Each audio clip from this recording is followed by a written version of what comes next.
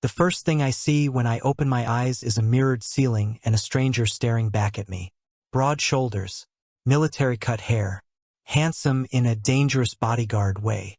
Definitely not me. Great. Transmigration. Before I can scream, a buzzing sound vibrates in my pocket. I pull out the phone that isn't mine, and a message flashes across the screen. System. Welcome to Villainous Omega's Bodyguard. Please read the plot summary to avoid immediate death. Immediate death sounds bad, so I click it. The summary is short and painful. Lu Shen, Omega heir of the Lu group, becomes the villain because of jealousy toward his gentle half-brother, Lu Iran, the so-called White Moonlight. The original bodyguard, the body I stole, helped Lu Shen sabotage Lu Iran until everything crashed and burned. And the ending? Lu Shen went mad. The bodyguard died. The family business exploded.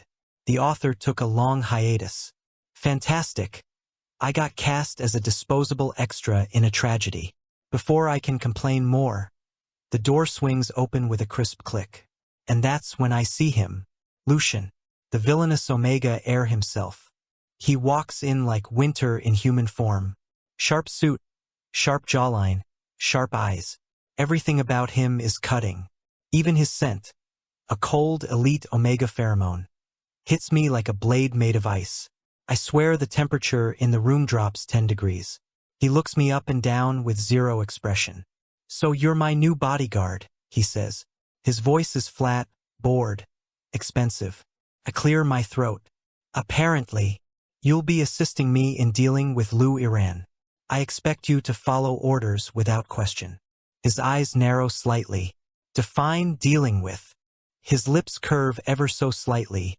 Not a smile, more like the shadow of a threat. Ruin his miserable life. I stare at him. Yeah, no. That gets a reaction. His perfect brows twitch. No, that's what I said. He blinks slowly, like he's weighing whether to fire me, kill me, or throw me out the window. Most alphas would be groveling at this point. He's an elite Omega with status, power, and pheromones that could make a pack of alphas go crazy. And me? I'm just trying to avoid the plotline labeled Death Ending Number 3. I sigh and tuck the phone back into my pocket. Listen, you're exhausted, lonely, and being emotionally manipulated by a guy with the personality of a discount angel statue. His eyes freeze over. Are you diagnosing me? Kinda. I didn't ask. I'm doing it anyway. He inhales sharply. His pheromones spike, cold enough that my skin prickles. It's like standing in front of an open freezer full of judgment. I lift both hands. Relax. I'm on your side. You just refused my order. Because it was a terrible order. I take a step closer and lower my voice. First lesson. You desperately need joy in your life. And sleep. And maybe bubble tea. He stares at me like I've just started juggling knives. Bubble tea. Yes, preferably with brown sugar. It's a life-changing experience. I don't drink things with sugar, he states. That explains everything. His eyes sharpen. What is that supposed to mean? It means you're living like a tragic villain with a caffeine addiction and no hobbies. No wonder you start plotting murder. I say. His pheromones flare again, sharp, thin, biting. But underneath that icy layer, something flickers. Something small. Something soft. He masks it instantly. You speak too much, he says. And you feel too little. I shoot back. It seems my father hired an annoyingly persistent bodyguard. He mutters, voice quieter. I grin. You'll appreciate my persistence later. I doubt that. You will, by the end of this, you might even thank me. I say confidently. He turns back, eyes narrowed. For what? For giving you a life that isn't just revenge and insomnia. His ears tint the faintest pink. A blink and the color vanishes, replaced by that perfect villain coldness he uses like armor. You are insolent, he says. You're welcome. He exhales slowly, then makes the mistake of looking directly into my eyes. His scent flares again, sharper, stronger. Not intentional. More like his body reacting before his mind can stop it. For an elite Omega, that's practically a confession. His face goes blank as he forces it under control. I'm leaving, prepare the car. I have business, he announces, turning on his heel. Sure, but we're getting bubble tea on the way, I say, following him. He freezes mid-step, turns. No, yes, no, yes. You are testing my patience. I'm testing your blood sugar, which is non-existent. Do whatever you want. In villain language, that means, I'm curious. Don't disappoint me. And honestly, challenge accepted. Lu Xun tries to escape me at 8 in the morning. He strides toward his office like a man marching to war, tablet in one hand, iced Americano in the other. His expression says, touch me and die. Naturally, I touch him. I hook 2 fingers into the back of his collar and pull him away from the office door. He freezes mid-step. Slowly, very slowly. He turns his head toward me with the cold dignity of a betrayed cat. What are you doing? He asks. Saving your life, I say. By assaulting my collar? Yes. He blinks once. Sharp, icy, offended. I have meetings. No, you have burnout. Responsibilities. Trauma. He inhales, clearly counting to 10. Maybe 20. Release me. Nope, it's break day, I say cheerfully. His eyes narrow to razor-thin slits. Break day. Yep, you're kidnapped. I am the heir of a multinational corporation.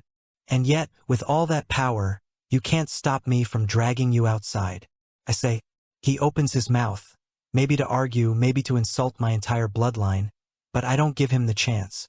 I scoop him up around the waist, lift, turn, and walk. This is illegal, he hisses, twisting in my arms like an expensive limited edition snake. You saying that makes it funnier. Put me down.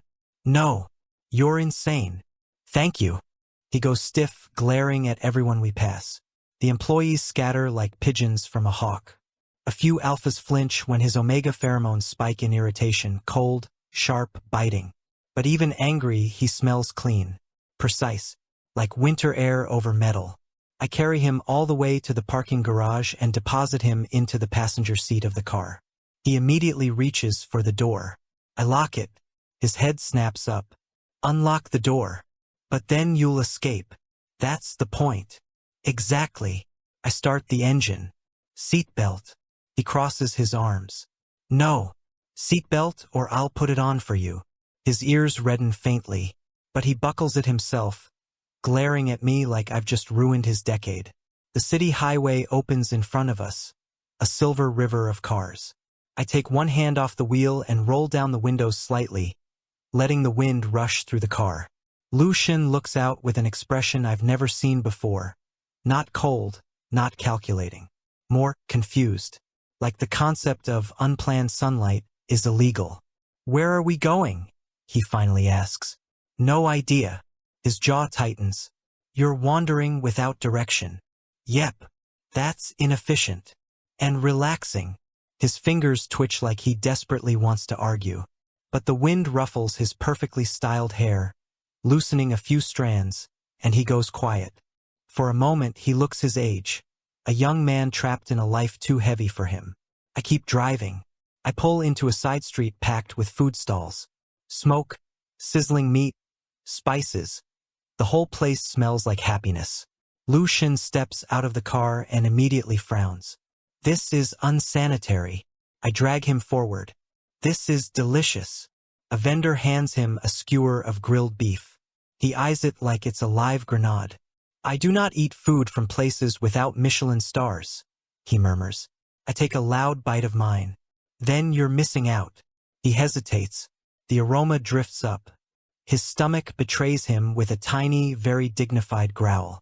He glances sideways, then takes a small bite, and freezes. I swear his soul leaves his body for half a second. It's acceptable, he says. That means he loves it. He eats the entire skewer. Then another. Then he pretends he didn't. We end up watching a street magician. Kids laugh. Couples hold hands. Music drifts through the air. Lu Xun stands slightly behind me, arms crossed, trying very hard not to look interested. The magician pulls a flower out of thin air. A little girl gasps. Lucian's lips twitch. A micro-smile. Not big, not bright, but real. I almost cheer. Instead, I lean a little closer and murmur. See? Fun exists. He clicks his tongue. You are noisy. And you're smiling. I am not. You are. Stop staring. No. He stiffens, but the tips of his ears pin Ken again. Progress. Everything goes smoothly until a random stranger bumps into him while cutting through the crowd. Hard. He stumbles back half a step. Before I can even react, a blast of cold sweeps through the air. Sharp, powerful, instinctive. My pheromones. This is the first time I'm experiencing this. It's not something I'm doing. It just released itself. People around us shiver. A few alphas recoil like they've been slapped. Lucian turned to me. He's standing too close. It seems like he is struggling to breath. Maybe my pheromones are messing with his fragile omega pheromones. I can't quite understand the science, but I knew I need to control myself. Just focus, and this will be gone.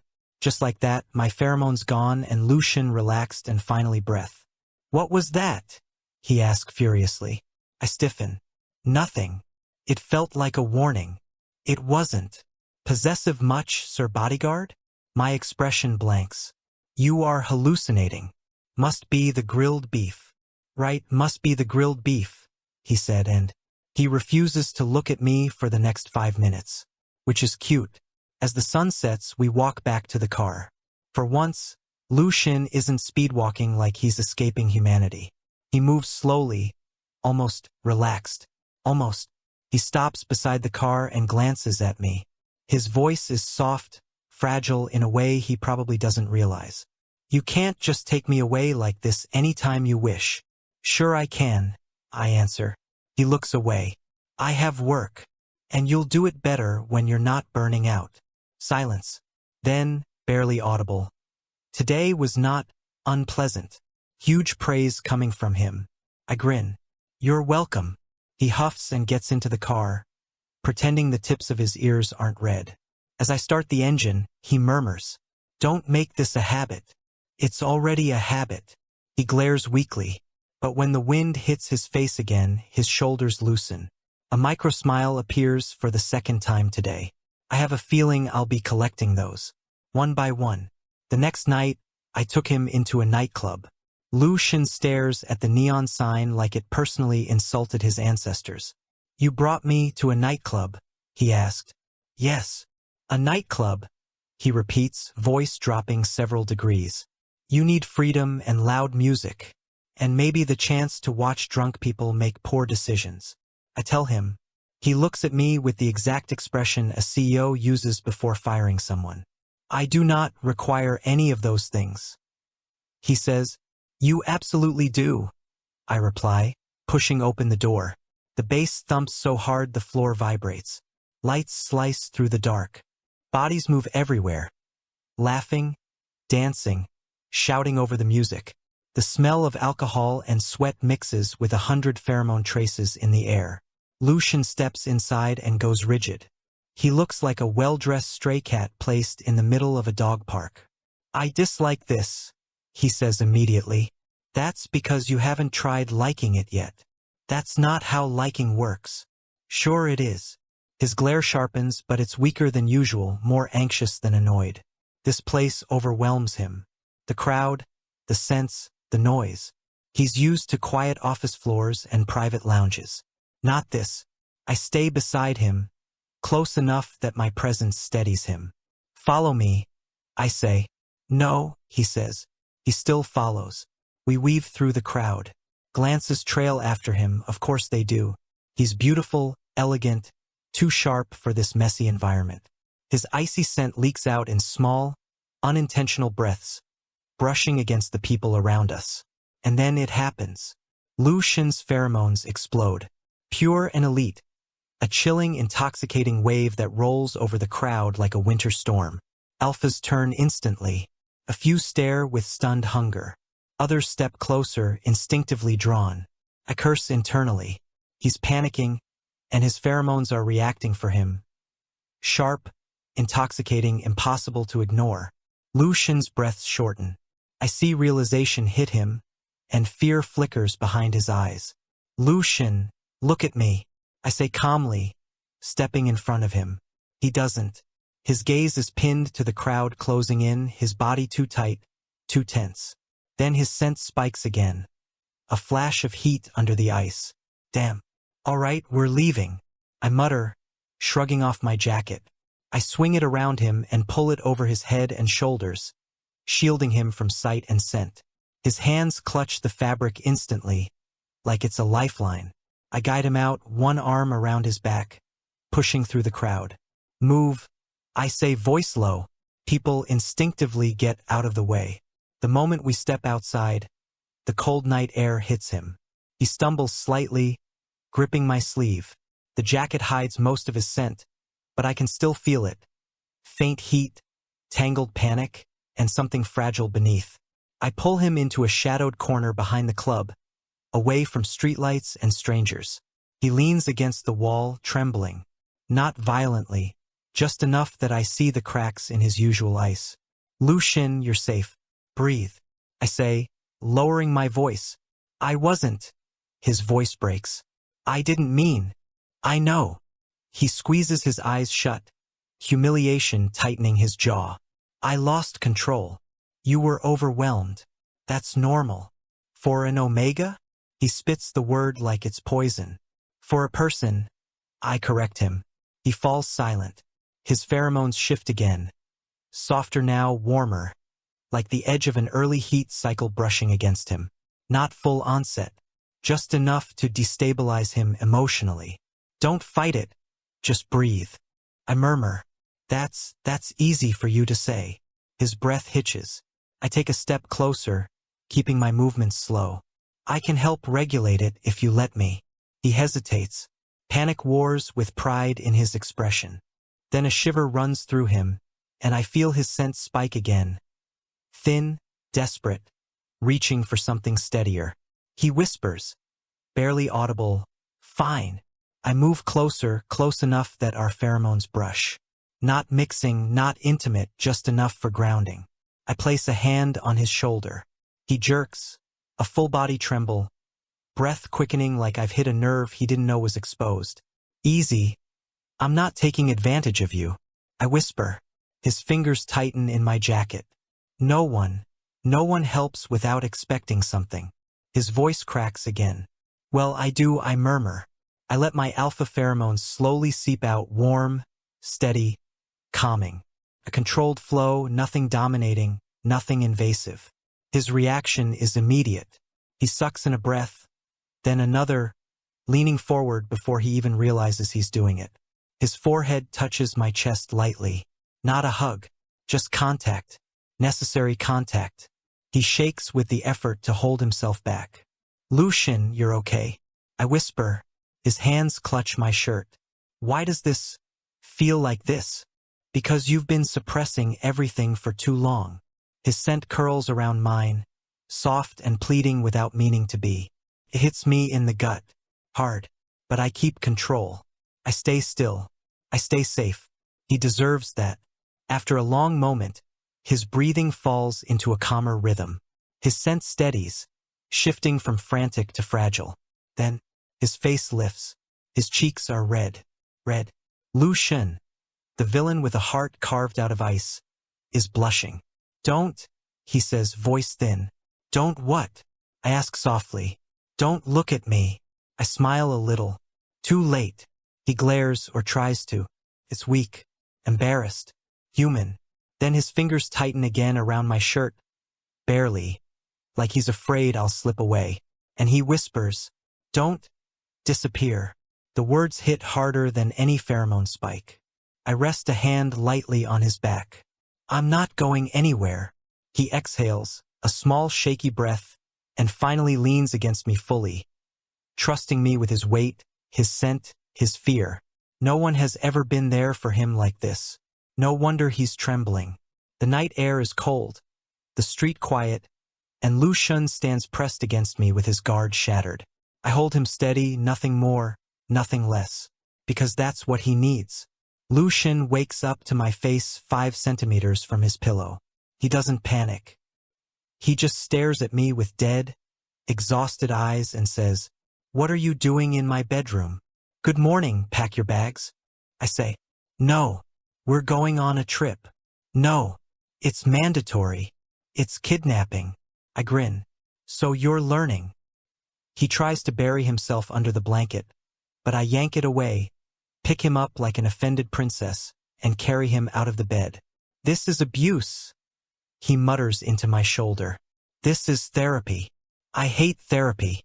That explains a lot. If someone told me 3 days ago that Lucian, the Glacier Omega heir of an empire, had never been to a beach, I would have laughed. Yet here we are. The moment his feet touch sand, he freezes like he stepped onto another planet. His eyes widen a fraction. I swear his pupils dilate. The ocean breeze lifts his hair, and his scent loosens, subtle and clean. "This is bright," he says finally, squinting at the sun like it's a personal enemy. "Yeah, it's called happiness. Don't worry. It won't kill you." I laugh. He gives me a look. "You always talk like this?" "Yes." "Unfortunate." I drag him toward the waves. He resists for the first 3 seconds before deciding he's too dignified to struggle. The water rushes over his feet, cool and clear. He jerks. "That's cold." "That's the point. It touched me." "Yes, that's also the point," I say. He glances down at his own feet, then at the endless sea stretching out in front of him. Something shifts in his expression, that tight coil in his chest finally loosening. He takes a small step forward, then another. Then he lets out a tiny breath that sounds suspiciously like wonder. "Not bad," he murmurs. I grin. "Want to swim?" "No." 10 minutes later, he's waist deep in the water because a wave splashed him and he got offended. I laugh so hard I nearly drown. He pretends not to smile. For the night, I book a remote hot spring hotel on a whim. The moment we enter the room, Lucian eyes the wooden tub of steaming mineral water like he's analyzing a hostile merger. "Are you expecting me to enter that?" "Yes. It's warm. That's how hot springs work." "I don't like warmth." "Then you're going to be very confused when you fall in love." His cheeks tint instantly. He hides it by turning away. "I'm not having this conversation." "Okay. But get in the hot spring," I say. Somehow, after 5 minutes of glaring at the steam and claiming he's allergic to comfort, he ends up sitting beside me in the water, shoulders submerged, eyes closed. He's silent, too silent. Then he exhales, deep, long, all the way from his spine. "That's the sound of your soul unclenching." I say, "My soul is fine," he says without opening his eyes. "It's crying tears of gratitude." He flicks a handful of water at me. I flick some back. He glares. But then, a very small, very rare curve touches the corner of his lips. A micro smile. That's 3 total. I'm keeping score. After the hot spring, we change into the hotel's soft robes and sit on the balcony overlooking distant mountains. The sky is full of stars. Lucian sips warm tea like a calm, civilized adult. I sip mine like someone who hasn't slept properly in years. "It's quiet," he says softly. "You like it?" "Yes." I blink. "Say that again." "No. Please. No. You admitting you like something is historic." He glances at me, eyes half-lidded, a little tired. "Tired," he murmurs. "Then sleep. There's nowhere." Before he finishes, his head falls onto my shoulder. Just like that, I freeze. He doesn't. He breathes evenly, his weight resting against me, hair brushing my jaw. His scent, usually sharp and cold, is warm tonight. Soft, trusting. He didn't do it intentionally. He just let himself rest. On me. I shift slightly so he's more comfortable. He murmurs something, barely audible. "Warm." My chest tightens. Slow. Dangerous. But good. I lower my voice. "I'm right here." He doesn't answer. He just relaxes further, the tension draining out of him completely, as if all these days of dragging him into sunlight finally broke through the armor he never put down willingly. I stay still, I don't touch him or move or breathe too loudly. He's never rested on someone. Never trusted contact. Never slept beside a person without fear underneath the surface. I won't ruin this tiny miracle. After a while, his fingers curl lightly into the fabric of my sleeve. Not holding, just staying, as if anchoring himself. And for the first time since I transmigrated, the villainous Omega Heir looks peaceful. Completely peaceful. He wakes up 20 minutes later, blinking slowly. Then he jolts upright like the balcony floor caught fire. I didn't mean. I wasn't, that was. It's fine, you were tired. His ears turn red. I did not sleep on you. Yes, you did. No, I did not. Do you want me to show you the security camera footage? He narrows his eyes. You wouldn't. I would. He looks away. Flustered. Frustrated. Embarrassed. But not angry. Not cold. Not distant. He's open in a way he probably doesn't even realize. Don't tell anyone, he mutters. Who would I tell? The seagulls? He makes a strangled sound and walks back inside.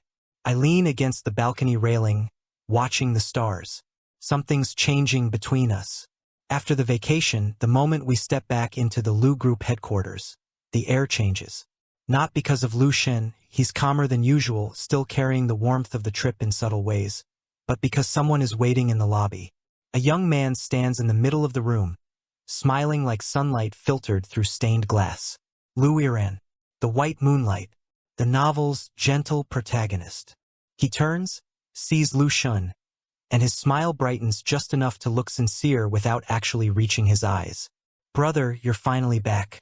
I've been waiting to see you, he says warmly. Ice shoots through Lu Shen's spine.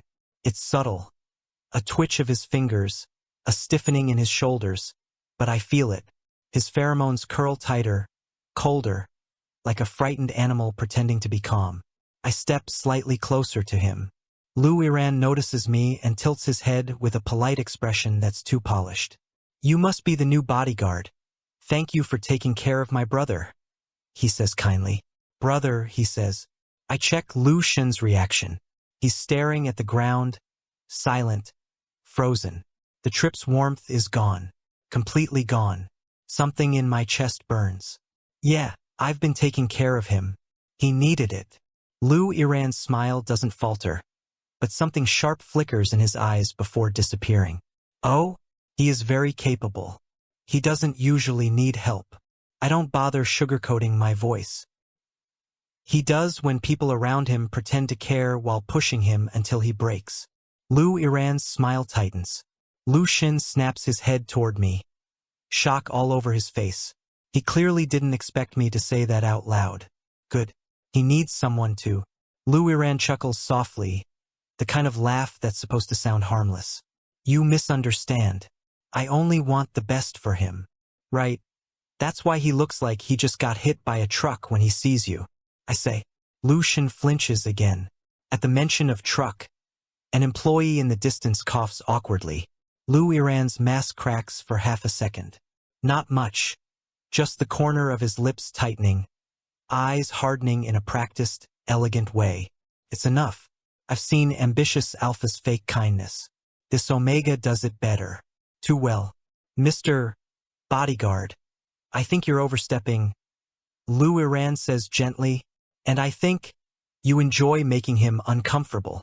I cut in, stepping between him and Lu Shen. The tension in the lobby spikes instantly.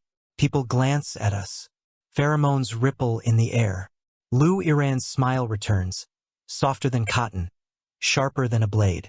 Brother, you should tell your guard not to make baseless accusations. He's misunderstanding our relationship. Lu Shen opens his mouth, but no sound comes out. He looks trapped, frozen, small. I make the decision for him. He's not misunderstanding anything. Lu Shen doesn't like being around you. I say coldly. Both of them freeze. Lu Shen looks at me like I've just punched a hole in reality.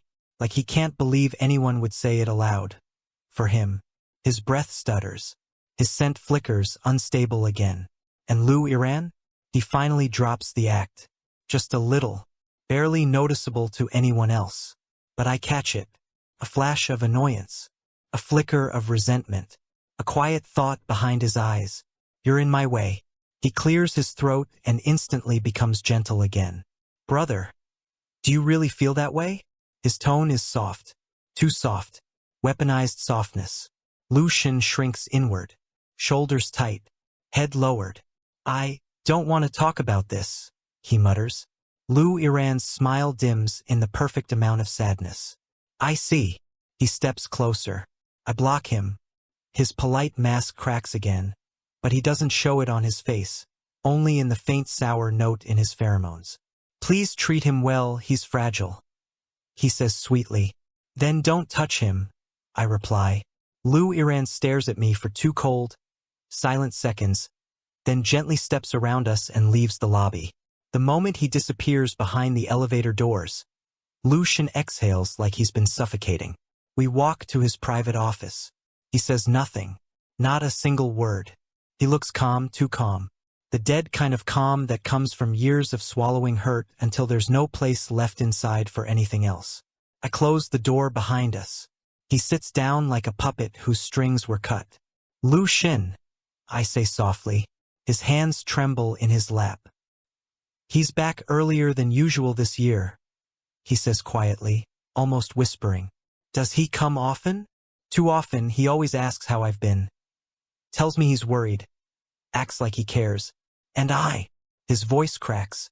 The icy aura around him shatters. I hate it. I hate how he looks at me like I'm something he cares for. He whispers. I kneel in front of him.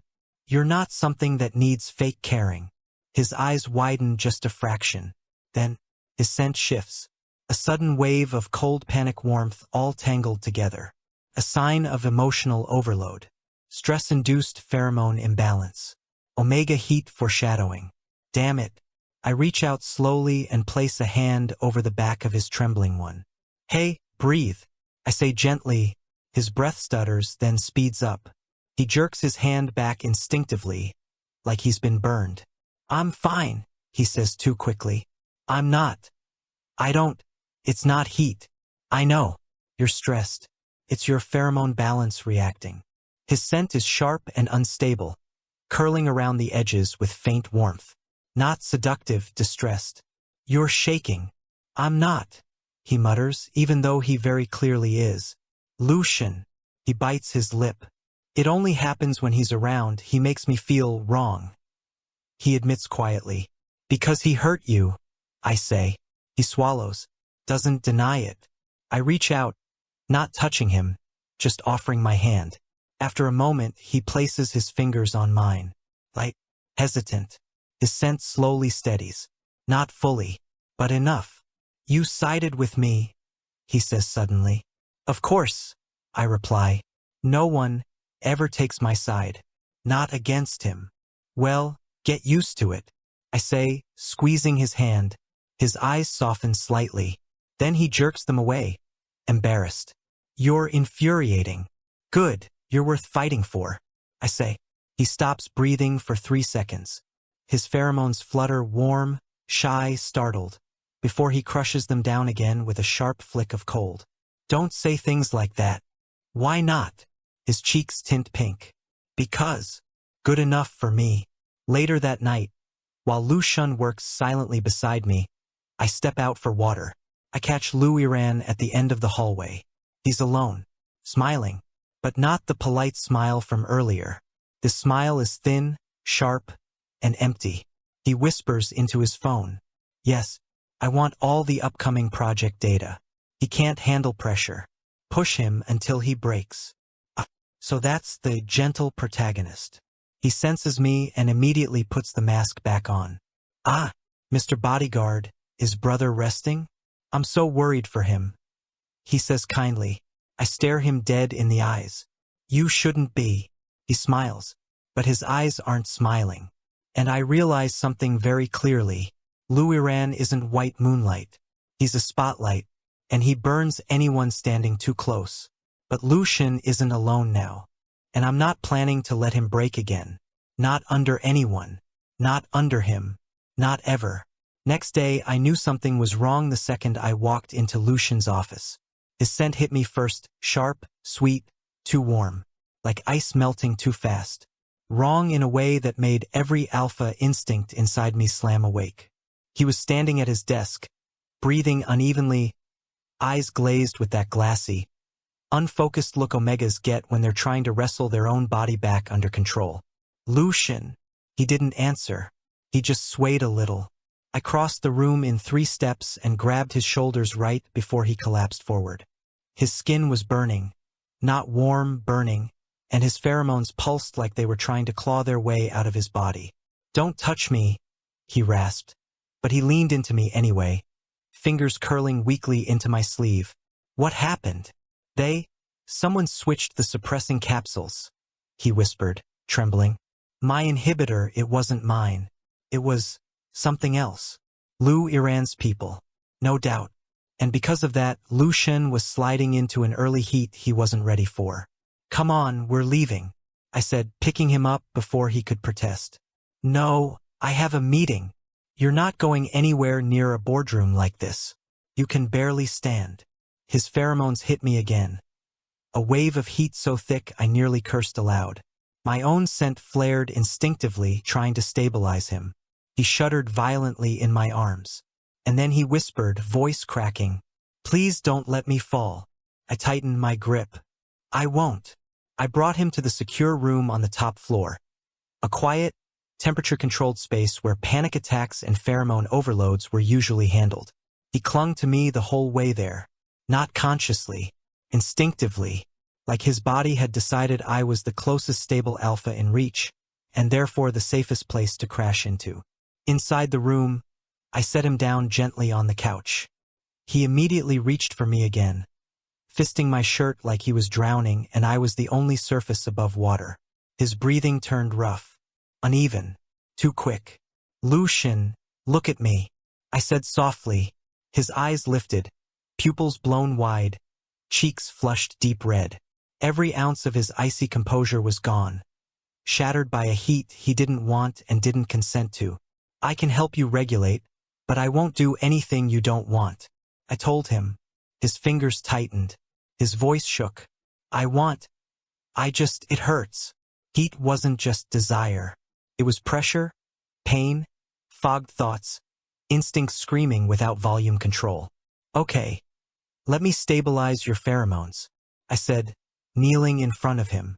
I released a steady, calming stream of alpha scent, low, warm, grounding. He gasped. A small, broken sound, and collapsed forward, burying his face in my neck. Omega instincts, he's scared. Help him breathe. I reminded myself silently. But gods, the way he trembled against me, the way his scent wrapped around mine, desperate and raw. My own instincts growled for space in my bones. "Focus.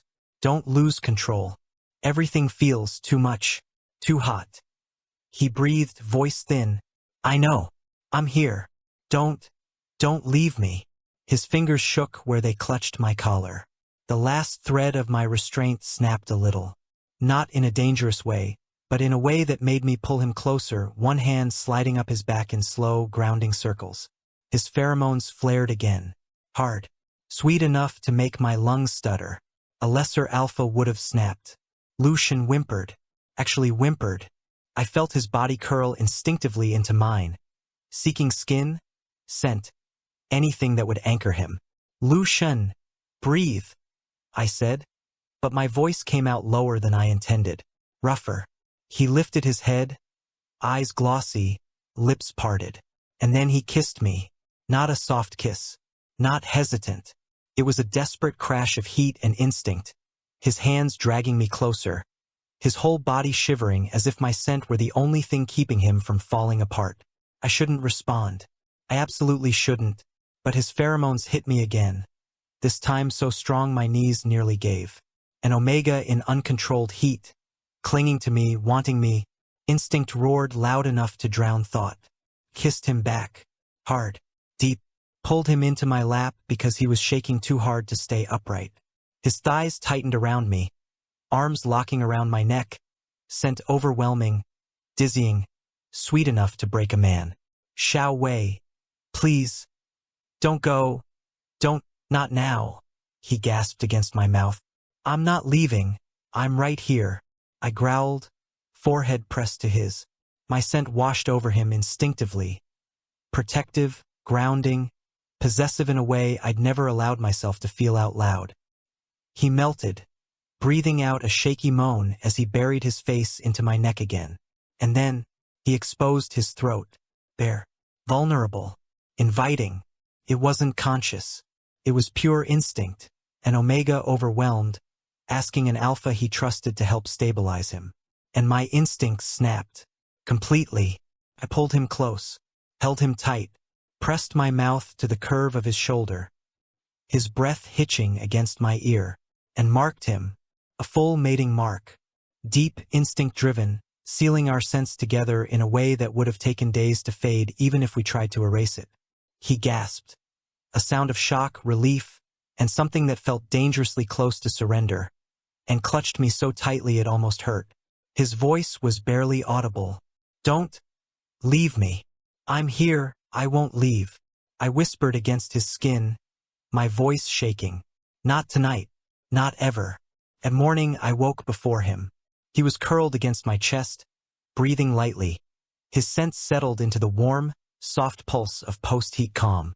And on his neck the mark. My mark. Guilt stabbed me. I touched the bandage I'd placed over it last night. What did I do? What did I take from him? Then he stirred, blinking sleepily, eyes clearing as he registered me beside him. His hand drifted up to the mark, fingertips brushing it. I braced myself, but instead of pushing me away, he whispered, I don't hate it. My breath caught. He wasn't done. I don't hate you, and I don't regret anything, he continued softly. I stared at him, stunned. He looked away, cheeks tinted in that rare, soft cherry pink. I'm okay with it, he murmured. With the mark. With you. A warmth I couldn't name unfurled slowly in my chest. I reached out and touched his cheek gently. Lu Shen. I'm not going anywhere, I said quietly. He relaxed, fully, peacefully, for the first time since I met him. And for one long, quiet moment, our scents twined together in the calm morning light, no longer clashing, just fitting. I should have known the day would go to hell the moment Lu Shen insisted on inspecting the new rooftop greenhouse himself. He was in a rare good mood, not cheerful. He's incapable of that without short-circuiting, but quiet, relaxed, the kind of calm that only existed when he felt safe. Safe with me. That alone should have warned me trouble was coming. The universe hated peace in this household. We stepped out of the elevator onto the rooftop. Wind whipped against us, cool and sharp. The greenhouse glittered under the late afternoon sun. Glass walls, steel frames, and the suspicious feeling crawling under my skin. Something was off. Too quiet. Too empty. Lu Shen moved ahead, hands behind his back, studying the structure like a CEO judging the fate of humanity. This design is acceptable, it could be worse, he murmured. That's your version of praise, I said. He shot me a look. I don't praise things. You praised this. I said it could be worse, which means it's good. He opened his mouth to argue, but didn't get the chance, because that's when I smelled it. A scent that didn't belong. Metal, sweat, gun oil. Damn it. I grabbed Lu Shen's wrist. Behind me. Now. He didn't ask questions. He knew that tone. He stepped back just as a bullet shattered the glass panel above us. Get down. I shoved him to the floor and covered him as shards rained down. He gasped, shocked, his fingers clutching my jacket, but I didn't give him time to freeze. I pulled him up and forced him behind a support beam. Stay here. No, what? Lu Shen. Listen to me. His lips parted. He felt the danger, but he also felt something else, fear. Not for himself. For me. His pheromones spiked fast. Icy panic with a warm undercurrent that punched straight into my lungs. Don't go out there, he whispered. I have to. No, Xiao Wei, I touched his cheek, firm. I'm coming back. I promise. He stiffened. His scent flared. But he didn't stop me. I moved. The moment I stepped out from cover, 3 men emerged behind the greenhouse. Rifles raised. Professional posture. The kind of precision you only see in trained killers. Great. Target is the Omega, one yelled. No, the target is Lu Shen, which meant this was staged as an accident. Lu Iran's style. I charged the first shooter before he could aim properly.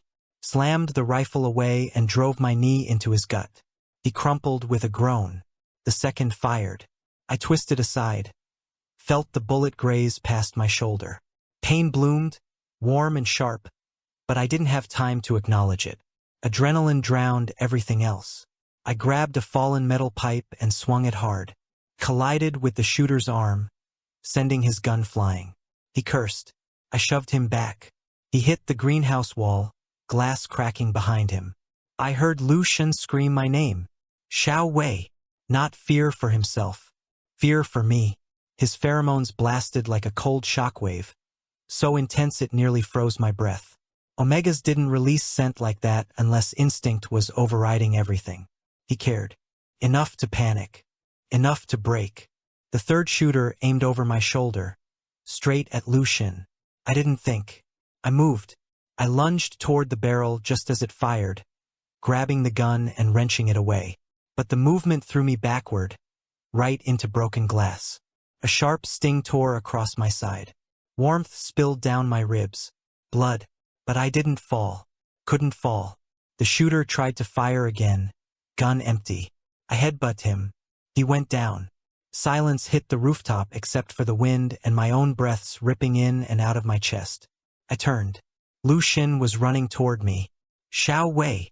He skidded to his knees in front of me, hands grabbing my face like he needed proof I was real. You're bleeding, you're idiot, why did you? He choked out. I said I'd come back. That doesn't mean you can get shot. His voice cracked. Really cracked. His hands were shaking violently, gripping my shirt like the world was falling apart under him. And then, his pheromones erupted. Not a flare. An explosion. A tidal wave of pure emotional instinct. Not heat. Not desire. Attachment. Fear. Claiming. His scent flooded the rooftop, icy sweet and trembling at the edges, overflowing so strongly it nearly knocked me off my feet. Lu Shen breathed. No. You could have died. His voice broke again. I cupped the back of his head, pulling him closer, my own scent wrapping around his automatically to stabilize him. He pressed his forehead to my chest, clinging so tight it hurt. If he were any other Omega, this level of pheromone output would have sent every alpha in a kilometer radius into feral mode. But for me, it just told me the truth. He was terrified of losing me. The sound of footsteps echoed behind us. Lu Iran. Of course he'd come to check on his hired killer's work. Smiling as always. Oh my, what happened here? He said gently. Lu Shen stiffened against me. I felt the exact moment realization clicked. Felt his scent shift from fear to cold, cutting clarity. He stood up. Slowly, deliberately, he stepped in front of me, positioning his body like a shield, as if he were the bodyguard and I was the fragile one. His eyes were cold enough to freeze bone. Did you do this? He asked. Lu Iran's false sympathy never wavered. Brother, what are you talking about? You hired hitmen to remove me. Lu Shen's voice didn't shake. Lu Iran's smile dipped for half a second. That's a very serious accusation. It's not an accusation, Lu Shen said, straightening fully. His pheromones sharpened, controlled now, calm and deadly. I won't compete with you anymore. I resign from the inheritance battle, he said quietly. Lu Iran blinked. Not relieved. Panicked. Brother, you can't. I'm done, you can have the empire. I won't fight you for it. Lu Shen continued. His hand slipped behind him, fingers brushing mine briefly. Seeking reassurance or giving it, I couldn't tell. But if you ever touch Xiao Wei again, he stepped forward. I will ruin you. Lu Iran's mask collapsed. Just for a heartbeat. Enough for me to see the hatred underneath. Enough for Lu Shen to see it too. His voice dropped. You never wanted the company. You wanted me gone. Lu Shen said. Lu Iran said nothing. For once, nothing at all. And that silence was enough. Security rushed up the stairs. The shooters were taken away. The rooftop was cleared. I sat on the edge of a low wall while a medic patched up the mark across my ribs. Lucian stood beside me, refusing to step more than half a meter away. His scent hovered around us like a protective barrier. When the medic left, Lucian finally spoke. "Does it hurt?" he asked quietly. "Not much. You're lying." "A little." He exhaled shakily. His hand hovered, then slowly came to rest over the bandage. "You can't scare me like that," he whispered. "Then stop putting yourself in danger," I said. "I wasn't the one who got shot." "Details." He glared at me, then his expression cracked. "Just the smallest bit." "Thank you for choosing me," he said, almost inaudible. I brushed my fingers along his jaw, tilting his face up. "I didn't choose you," I said. He froze. "I belong to you." His breath hitched. His pheromones softened, warm, gentle, relieved, wrapping around mine like they were meant to fit. And for the first time since the day I arrived in this world, Lucian smiled. Just a little, just enough, but enough to burn itself into me forever. The fall of an empire should have been loud. Explosions, drama, screaming board members throwing chairs. But instead, it was quiet, almost painfully quiet, because today wasn't about chaos. It was about clarity, about setting Lucian free. "Give me the files," I told him as we entered the private office. Lucian placed 3 encrypted drives into my hand. His expression was calm, but his pheromones were a thin thread of sharp tension. "These contain everything?" I asked. "Everything. Years of his work." He paused. By his, he meant the former golden child of the Liu family. Liu Iran, white moonlight turned black tar. I plugged the drives into the secure system. Screens lit up instantly. By his, he meant the former golden child of the Liu family. Liu Iran, white moonlight turned black tar. I plugged the drives into the secure system. Screens lit up instantly. Financial inconsistencies, shell companies, manipulated reports, secret purchases, cash funnels, and buried deep communications with hired mercenaries. Proof of attempted murder. I whistled low. He really went for the full villain package. Lucian didn't laugh. He was staring at the screen like it was a pathology report of his childhood. "It's worse than I thought," he murmured. "Yeah, but you're not facing it alone." I rested a hand on his back. His shoulders loosened just barely. I sent the files to the audit team and legal board with a priority tag. The replies came back fast. Too fast. "We suspected for a long time. Thank you for confirming. The board will convene immediately. Prepare testimony." Lucian read them silently, then exhaled. "They're choosing me." "No, they finally see you," I corrected, stepping closer. He blinked at me, lashes trembling, as if trying to absorb those words. The board members sat in stiff rows. Suits, perfume, expensive watches, the smell of old money and older grudges. I stood behind Lucian's chair, my chosen place. Not beside him, behind him, a silent declaration. Anyone who comes for him will face me first. When the meeting started, the head auditor projected the evidence. Not opinions, facts, numbers, audio clips, footage. Liu Iran paled. "Fabrications," he snapped. "You're all being manipulated. He's an unstable omega." That was a mistake. Half the board stiffened. The other half narrowed their eyes. And Lucian? He didn't react to the insult. He reacted to the fear behind it. He leaned back, folding his hands neatly. "So I fabricated the stolen funds?" He clicked a file. Millions shifted on the screen. "I fabricated the manipulated reports?" Another file. "And of course, I fabricated the hitmen." Silence. Dead, cold silence. Finally, a director spoke. "Liu Iran, do you deny the contracts signed under your alias?" Liu Iran opened his mouth, then closed it. Panic washed over him. Once upon a time, that panic would have broken Lucian, would have made him fold. But today, Lucian didn't look frightened. He didn't look small. He looked like an heir. A real one. He stood up slowly. I decline to pursue criminal charges, as long as he leaves the Liu family permanently and never returns, he said. Gasps filled the room. Brother Liu Iran choked. You wanted me gone. But you never realized I didn't need to disappear for you to fail. Lucian replied softly. The board voted. Unanimously.